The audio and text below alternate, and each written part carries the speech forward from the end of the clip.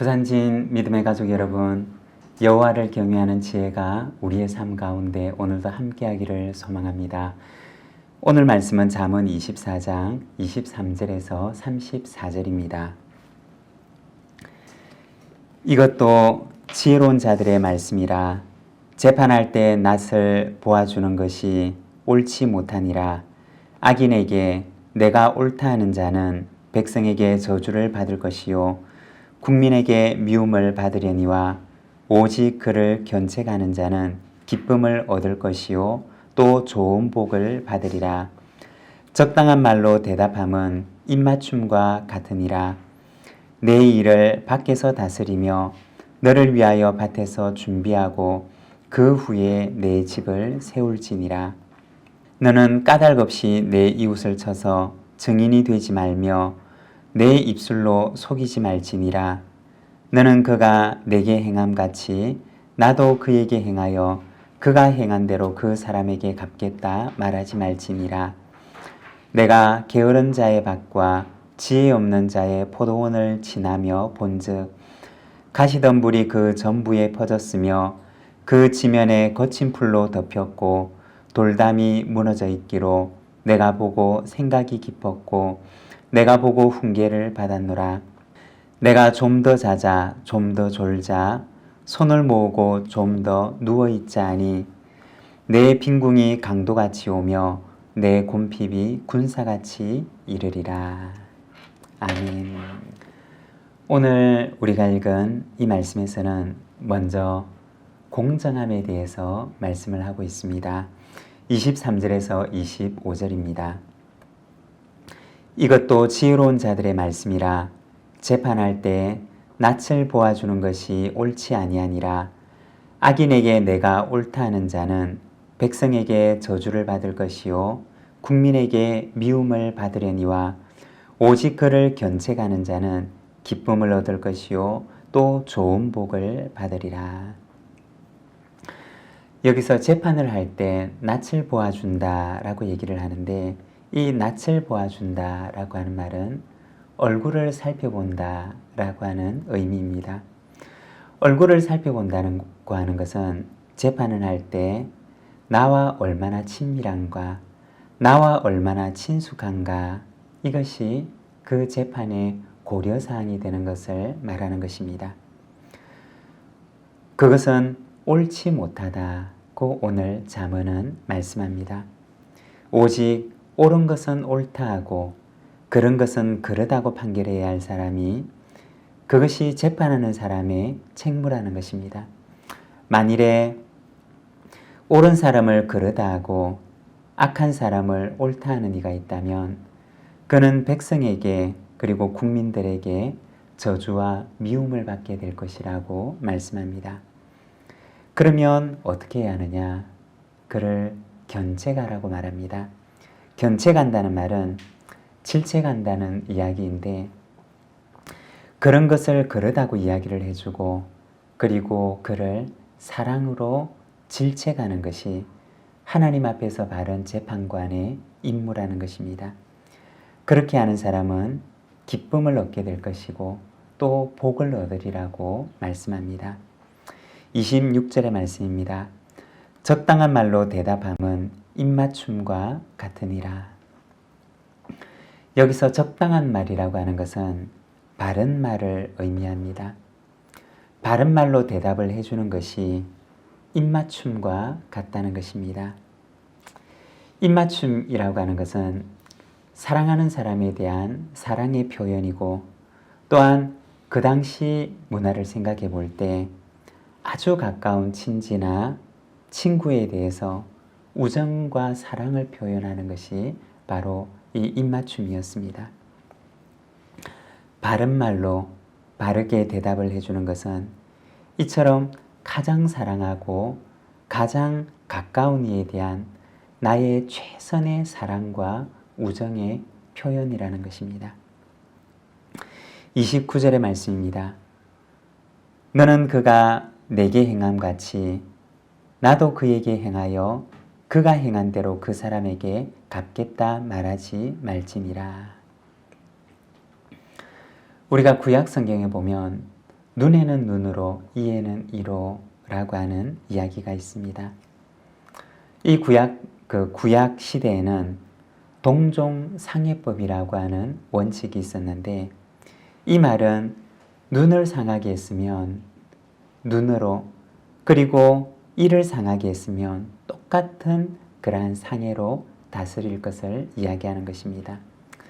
그런데 이 말의 원래 취지는 너가 당한 대로 너도 똑같이 그 사람에게 복수를 해주어라고 하는 복수의 규정이 아닙니다.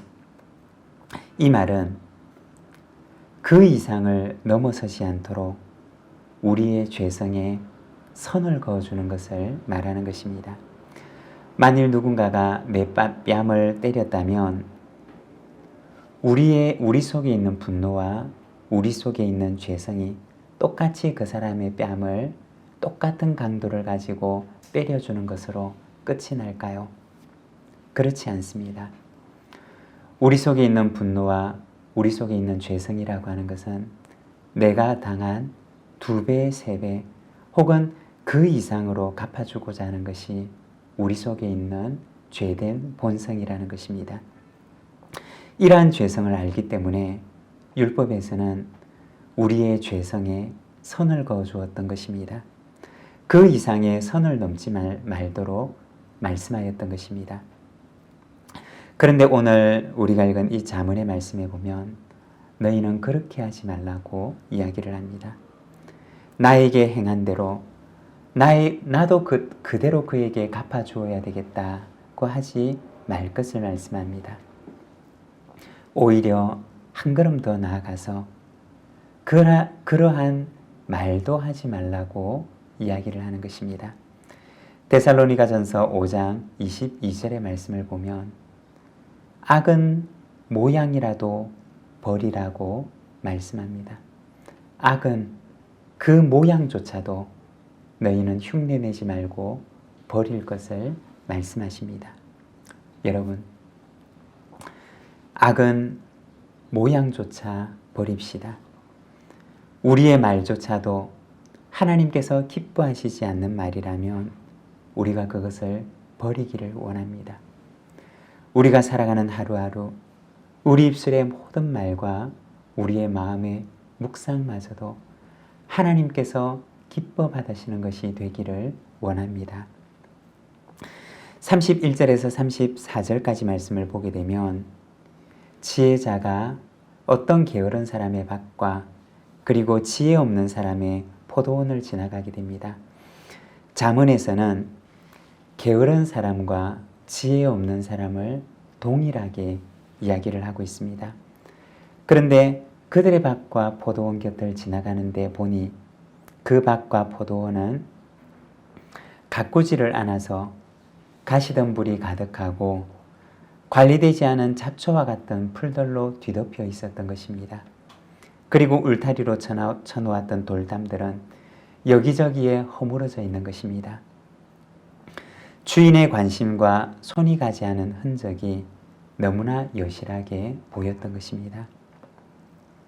여러분, 왜 그렇게 되었을까요? 왜 그 밭이, 그 포도원이 이처럼 손이 가지 않은 채로 마치 주인이 없는 밭인 양, 포도원인 양 그렇게 되어버리고 만 것일까요? 그것은 게으르기 때문이고 그리고 지혜가 없기 때문입니다. 여기서 지혜가 없다라고 하는 말은 원어 성경에서는 마음이 없다라고 하는 말로 되어 있습니다.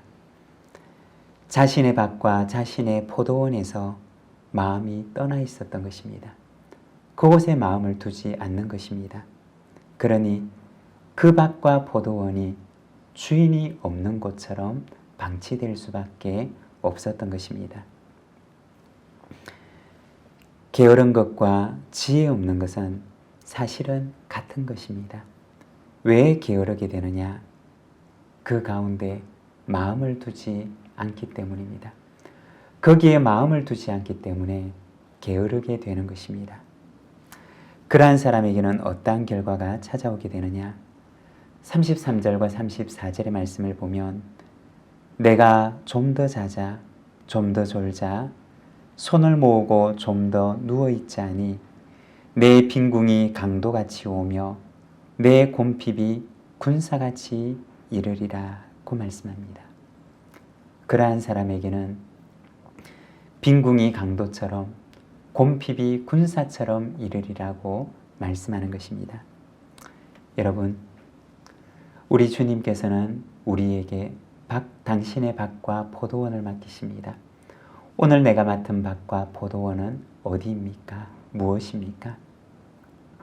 주인의 밭과 포도원에서 그곳에 내 마음을 두고 성실하게 그곳을 가꿈으로 하나님의 충성된 종이라 칭찬을 받는 저와 여러분, 우리 부산지 모든 믿음의 가족들의 삶이 되시기를 바랍니다. 기도하겠습니다. 사랑의 하나님 아버지 은혜를 감사합니다. 오늘 잠언의 말씀을 통하여서 우리에게 공정성에 대해서 말씀하시고 그리고 주인의 밭에서 주인의 포도원에서 충성되고 성실한 자가 되기를 원하시는 이 잠언의 말씀을 우리가 듣습니다. 하나님 아버지, 이 하루를 살아갈 때 우리에게 충성되고 성실한 마음을 허락해 주셔서 하나님께서 내게 맡기신 것에 내가 마음을 두고 그곳을 성실하게 가꿈으로 하나님께서 기뻐하시는 아름다운 열매를 맺는 저희들의 삶이 되도록 인도하여 주시기를 원합니다. 아버지 하나님, 오늘도 우리의 마음을 주님께 의탁하며 우리의 마음이 주님을 닮기를 원하며 하나님께서 내게 주신 아름다운 성품의 열매를 맺기를 원하오니 주여 인도하시고 오늘도 주님을 닮아가는 저희들의 이 하루가 되도록 인도하여 주옵소서.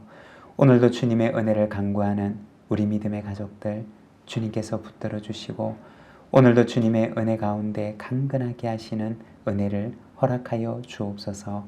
예수님의 이름으로 기도드립니다. 아멘.